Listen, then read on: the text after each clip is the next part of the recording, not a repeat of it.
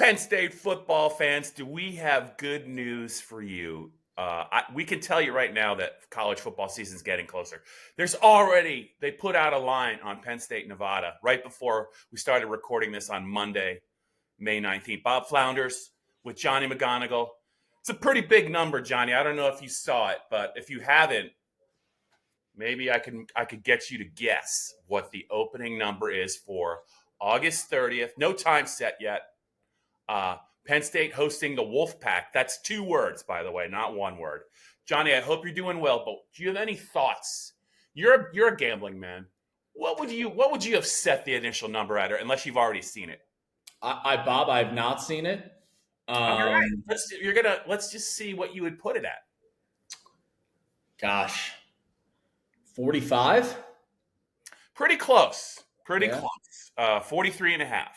43 and a half. Okay. 43 and a half. So I guess that means that if the final score is like 52-10, I think Penn State fans might be a little unhappy at the end of the game. They're gonna need a late touchdown, which James Franklin has been known for. But usually it's Bo Prabula to the rescue in those 2023 bailout games. They're gonna have to count on probably their backup quarterback to do it, or they could just win the game like 77-6. I don't know what you think about that, but that's a lot of points, man. I think I'd probably take them. It's a lot of points. It's also not Maryland who they're playing against. So the urgency late in a game to score a touchdown to rub it in a little bit might not be there. Yeah. Poor Nevada just coming across country. That would be tough. But at the same time, hey, we know that James Franklin, like his approach to late games when it's the backup quarterback or third string quarterback and all the backups in, it's like, yeah, these guys are going to go out and play football, and you got to use these as valuable reps. Bob, I just love that we're talking about a week 1 spread in the middle of May right now. Gotta love it. Yeah, I mean, I just now flashed back to that Maryland game and that very tense. I don't even know if it was a handshake. They met at midfield. Joe Hermit said it was a little chilly, and both sides were kind of Loxley and James both had their vantage points. James, I think James said that they were blitzing him, and the first team defense was still out there. And James was like, "Okay, man, Tyseer wide open, last play for the touchdown." But yeah. They can say what they want to say. They can't stand each other, and I think it's to the point now where they shouldn't even try and hide it. Yeah, I think too it was the same deal, if I remember correctly, from the 2023 game against West Virginia. Yeah. Late in that game at Beaver Stadium when I think Bo ran in a touchdown late for the cover, which we're allowed on the field for the final 5 minutes of home games at Beaver Stadium. Yeah. And I remember being on the sidelines for that. And there were a lot of happy fans with that touchdown. And not just because it was Bo, but because there were a handful who laid the number there and were pretty happy. Bo also that year, I think it was the Northwestern game. He threw a touchdown pass, I think, I forget who it was. It was the number 3 running back that was actually pretty good. The kid that transferred from, from Minnesota? Yeah, Trey Potts. Like a 35-yard touchdown pass through the cover. I was like, whoa. Because that was actually a game, I think, early in the 4th quarter or late in the 3rd quarter, and then all hell broke loose. And, Penn State with a miracle cover. Yep. Hey, I mean, you got to make the fans happy, right? Got to make the fans. And if you're James Franklin, you got to get your guys reps. So we'll see who's going to be getting reps in the 4th quarter against Nevada on August 30th when that rolls around. But 43.5, that's a pretty big number.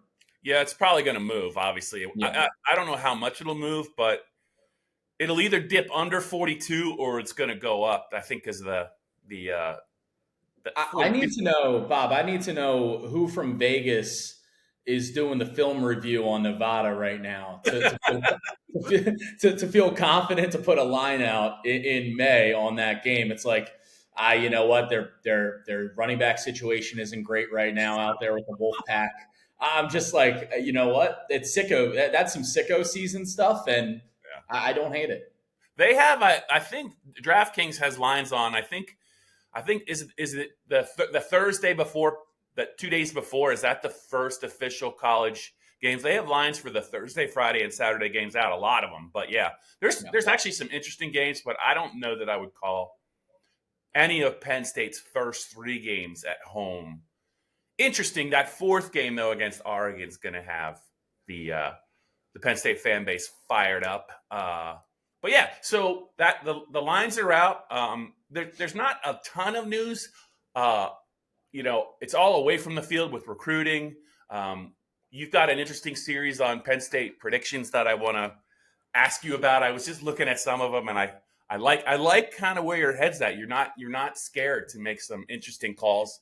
I love that. But I know that you've had a little recruiting. You and Max have both been hot on the recruiting trail. Anything just for the Penn State fans? I know you're going to dive into it in depth probably later this week, but anything that the fans need to know to start the week recruiting wise? I think you did you not do a what's next post on Penn State recruiting? I did, yeah. So it was kind of just resetting after the commitment flurry that Penn State has had, really since the start of spring camp, adding, I believe it's 9 guys to their class and 4 commits in May already. Taking a look position by position, they've already got 2 quarterbacks in the fold, 3 wide receivers, would love to add a 4th, 2 linebackers, so that's really good. No tight end yet, but I mean they've added so many tight ends over the last 2 recruiting classes that and 5-star guys too. I mean, look at just Luke Reynolds, Andrew Olesh, and then there's a handful of others in there too, Matt Henderson, Kortovich. So it was just a position by position breakdown of what they already have in their 2026 recruiting class, which now has 16 members in it because Daniel Jennings, the 4-star defensive end from West Virginia, is reportedly reclassifying to the 2025 class. So he'll join the team this summer as opposed to next in January. So that's a bit of news there. But they had a big official visit weekend, their first of a handful this past weekend. Had Joey O'Brien, the number 1 player in the state by some outlets, LaSalle College High School star at safety, Kari Adams, a really good corner from Maryland, a handful of other defensive backs on hand. And Memorial Day weekend will be kind of a break weekend in terms of visits, and then it'll start back up once June gets going. So would expect Penn State to continue. Well, maybe not to continue the hot streak of like just adding guys left and right, but they're going after some big fish now and some guys to keep an eye on. Yeah, that's safety. So that's Abdul Carter's school, right? It is indeed. Yeah, and they've got another player too, Grayson McKeough, 4-star offensive lineman who's in the same class as Joey O'Brien.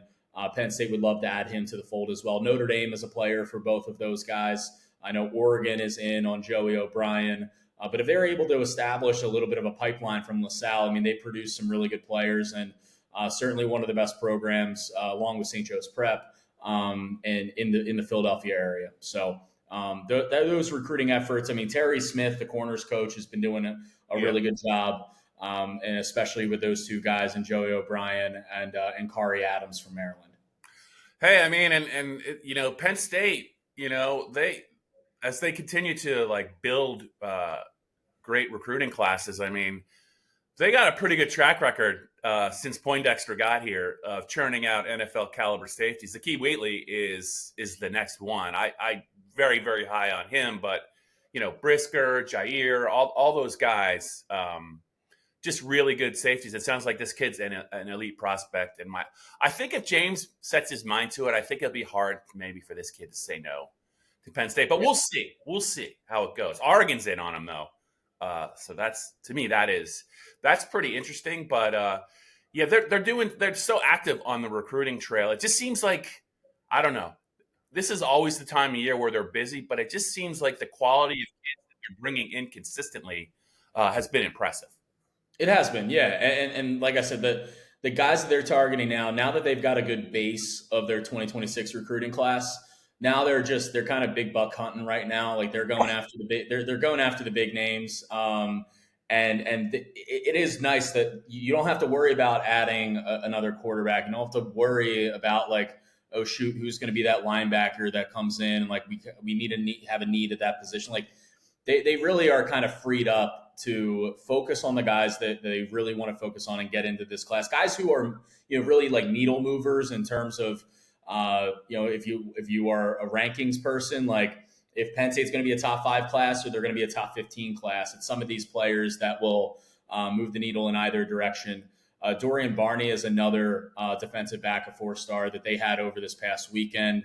A kid who lives and plays in Georgia, but spent most of his life in Erie. So he's kind of, best in PA, stay in PA, or come back to PA. I know that's been a pitch to him. And so, yeah, they're really attacking the secondary. At least they did over this past weekend with their official visit weekend. And they've already got a couple of, they got Matt Sieg from the safety from Fort Cherry. David Davis, who is from Monty Christian out in the Pittsburgh area. He's a corner or a safety. So they've already got, and Julian Peterson from New Jersey, like they've got some DBs already in the fold. But boy, they would love to add some more. All right. Well, stay tuned, Penn State fans, for some recruiting news. It's coming fast and furious. I'm sure you and Max will be talking about it a little bit more in detail on Thursday. But Johnny, I was going through some of your predictions. That's a very interesting series. Penn State fans can check it out. You have some pretty good. I think you have some pretty good topics. Let's put it that way. What was your most favorite one to date? And let's just go through a couple of them. I saw you had one about Drew Aller and Ohio State. You had another one about will there be 1,000-yard receiver this year? I think, did you also say you had something regarding Saxon, I think Abdul Carter. So why don't we just go through the three of those and kind of how you got to those predictions? Yeah. So basically, I just figured, obviously, we have recruiting news to tackle, but we're also in May, and people are looking ahead to the season already, and let's have a little bit of fun here. Post-spring and have some predictions. And yeah, I looked, just position by position, player by player, and just try to come up with some interesting ideas and some things that people will be wondering about. Mm-hmm. Will Penn State have a 1,000-yard receiver? It kind of ties into the whole conversation around losing Tyler Warren, and it's a 1,000-yard wide receiver because Penn State hasn't had one of those since Jahan Dotson in 2021. Right. So you lose Tyler Warren, you bring in 3 transfer wide receivers, you see 2 guys go out the door via the portal, and it's a totally remade and overhauled room. Mm-hmm. And my thought was that no, they won't have a 1,000-yard receiver. But I think they'll be kind of better off for it, where obviously Tyler Warren was so good that you wanted to target him so much. And he was also masking a deficiency at wide receiver.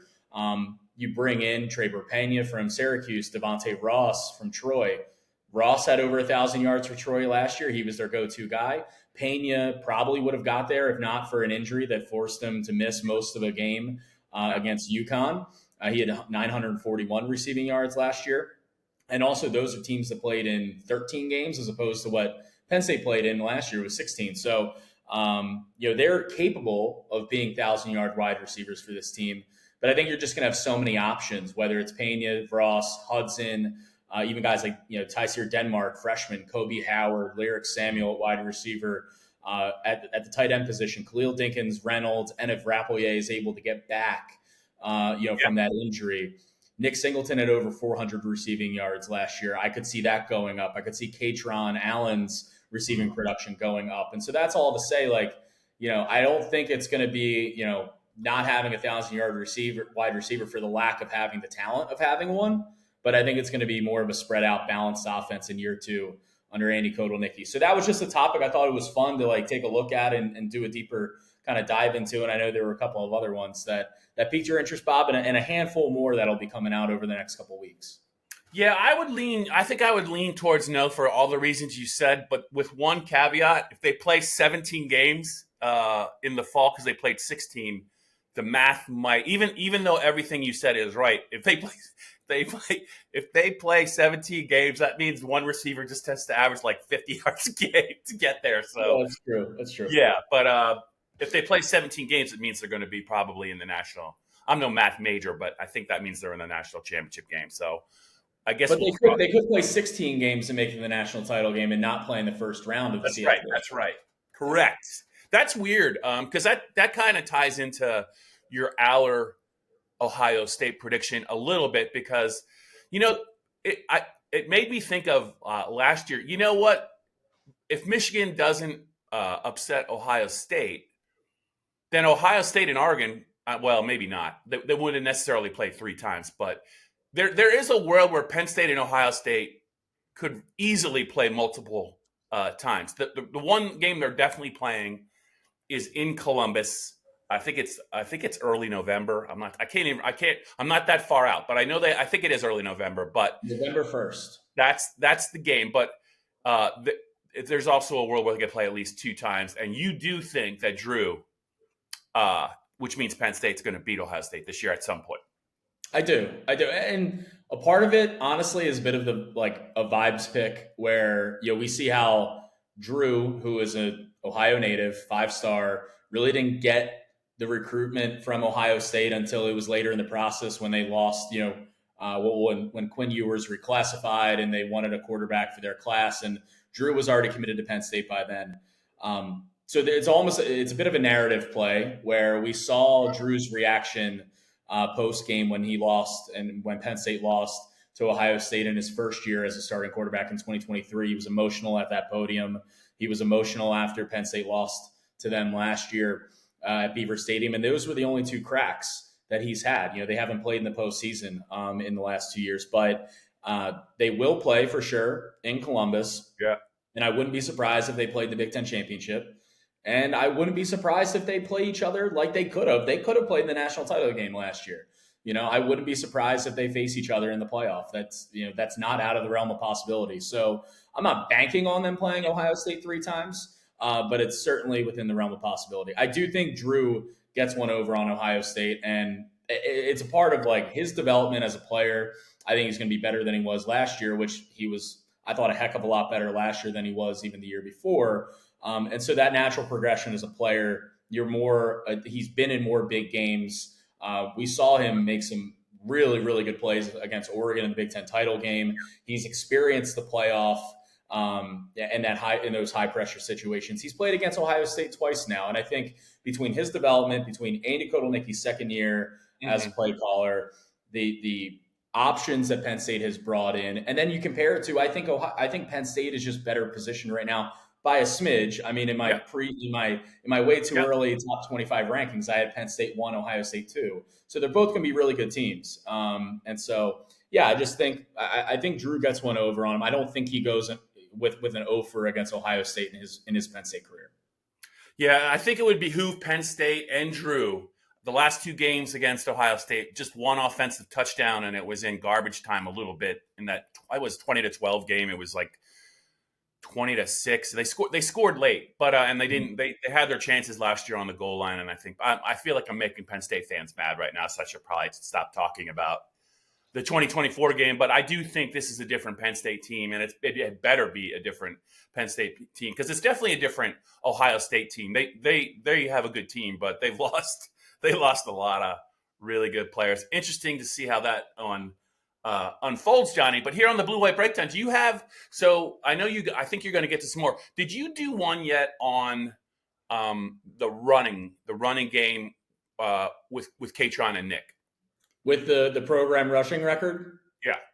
That is coming tomorrow. So we're recording this. I was just thinking about that because if they both stay healthy, I mean, I would put a lot of money on them both going by Evan Royster, a guy that I covered who is the program's, because I think both of them, it's very attainable if they're healthy and with that offensive line and the fact that they're going to probably play, they should play more than 12 games. So very attainable. To me, the question, though, is who will be the all-time leading rusher by the end of the season? And I don't want to. I'm just saying that out loud, but I don't want to put you on the spot. Especially you're probably going to write something because that would be my prediction because I don't know who I would pick.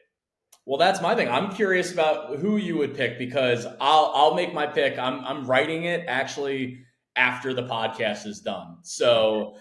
It'll come out Tuesday morning. We're recording this on Monday. So if you're listening to this on Tuesday, Wednesday, anytime after, you'll be able to go on PennLive and read that.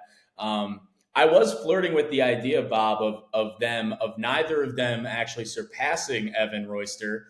But because, you look at the early season schedule, do you really need them to have 20 carries against FIU?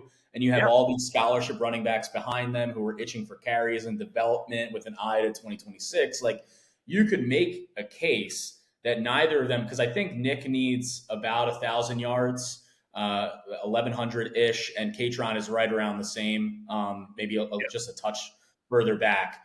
So certainly attainable for both of them to get there and finish 1-2, which would be, you talk about narrative and symmetry and all that kind of stuff. I mean, for both of those guys to finish their Penn State careers, honestly, if they finish tied for the all-time program rushingly, I think, given that they've split carries over the last 3 years, I think that'd be pretty on point. But I think you could also make the argument that neither of them will get there if Penn State wants to just, conserve them a bit and not really use them a lot earlier in the season. But it is going to be a long season. They're going to be a big part of the offense. So I'm curious, who do you think, if it's going to be one of the two? I think Nick has about 100-yard lead on Kaytron, if my math is right on that. Yeah. Well, I'm just going to say this. Knowing James Franklin the way that we do, if they're both healthy and it's late in the season and he is made aware of the fact that both those guys can go by Royster, it's going to happen. Like, there's not a world in which he would not, because it'll be that everyone's going to be talking about it. And I get what you're saying, but and especially because if they have a good season and they get into the playoffs, those are meaningful games, right? So those guys are going to be heavy duty, heavy workload. So I do think they're going to preserve them for the stretch run, but I think once they get within sniffing distance, if they're in sniffing distance of a national title and the program's all-time leading rusher, you're going to see James go for it and I think the offensive line, I think everyone's going to be involved in it. I am leaning slightly towards Nick, only because of the explosive plays. Not that Kaytron, as we saw, not that Kaytron can't do that, and he's gotten better at that, and he's an angry runner, and he just runs over guys. And they do it a little bit differently, but I do think that if I would give a slight advantage to Nick, just because he is more likely, I think, to have a 60 or, he had a couple of 40-yard runs early last year. I think he's the guy that, if it's close late in the game, like he did against Boise State, like he could get loose. I would install Nick at minus 105, and I probably make Kaytron plus 115. Does that sound right? Yeah, that would be my line.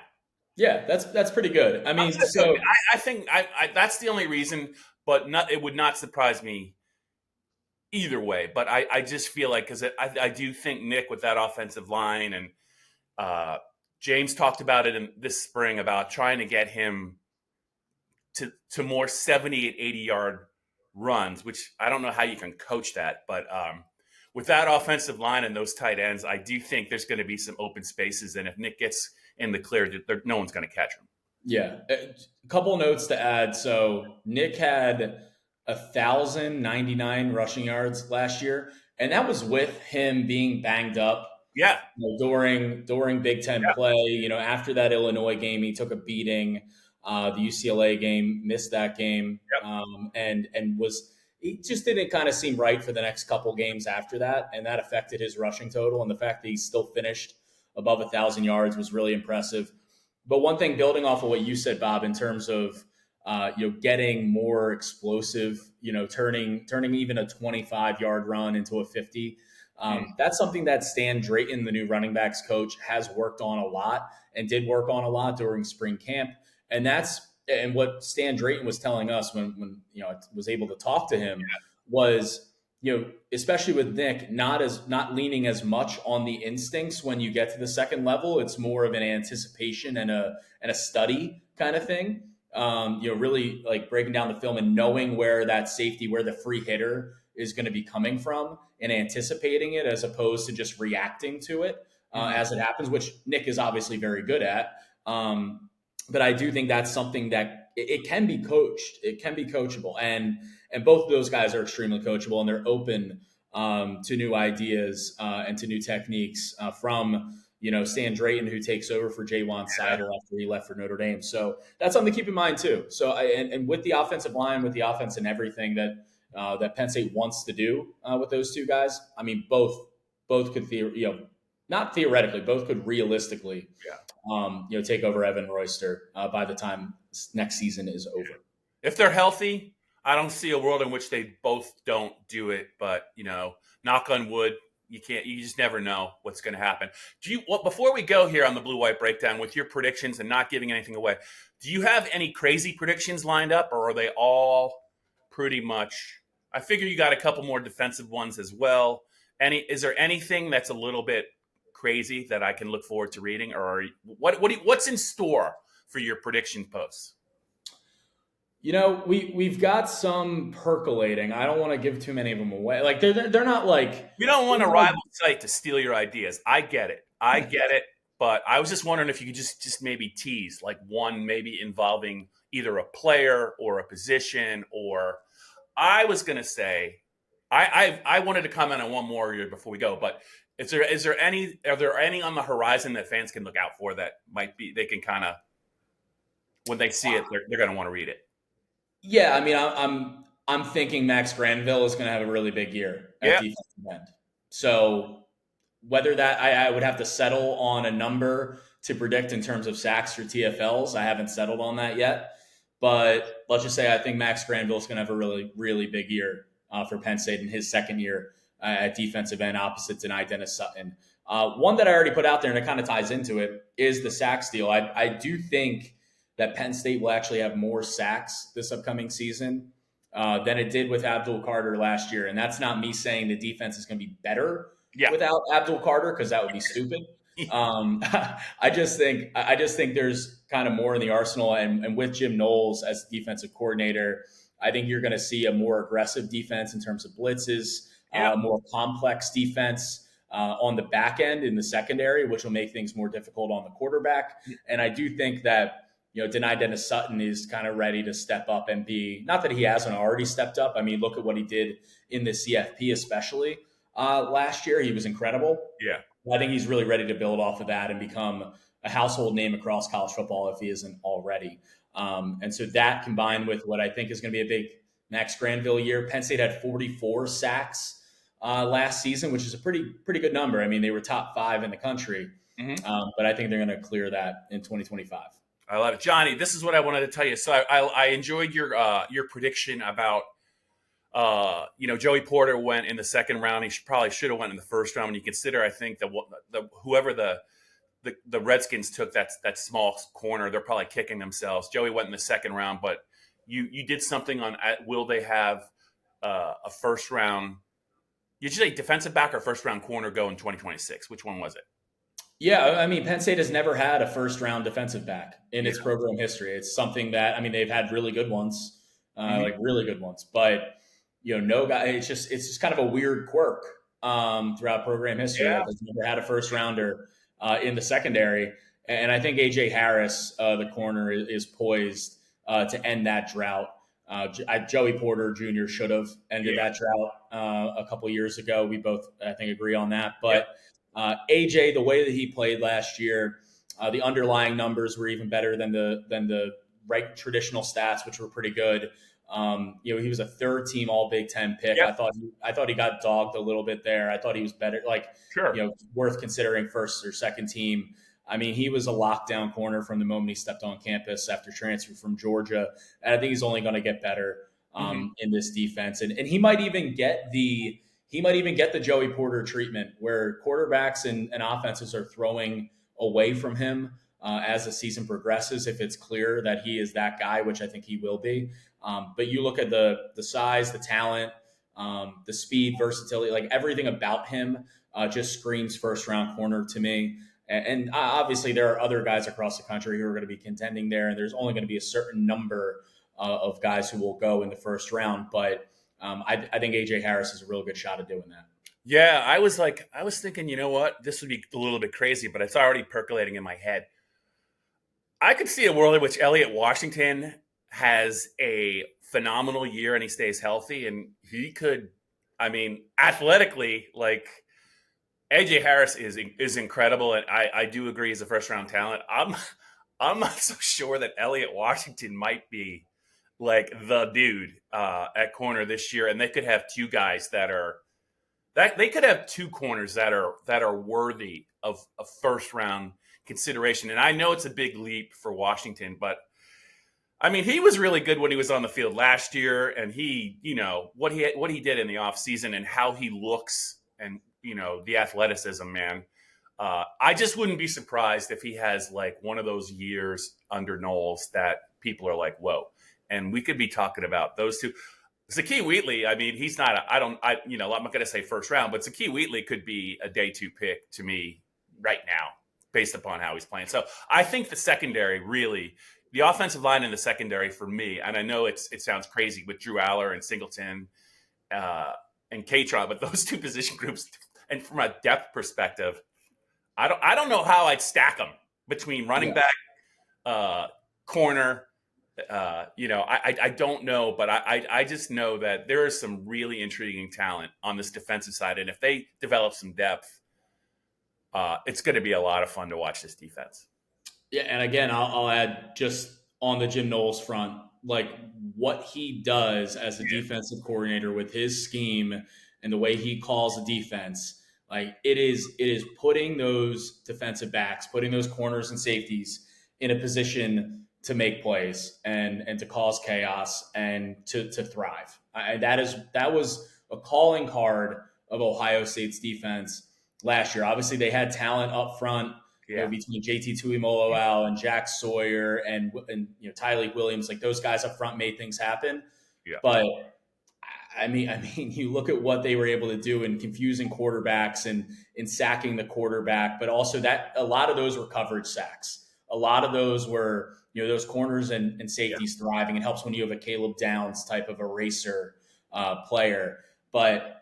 I just love what Jim Knowles has done over the course of his career, but especially watching that Ohio State team last year and what they were able to do on the back end. And I think guys like A.J. Harris, Elliott Washington, Zakee Wheatley, even Dejon Lane are really going to benefit from that. Yeah, agree, Johnny. All right, Penn State fans. So just be on the lookout for some prediction posts. They're already up.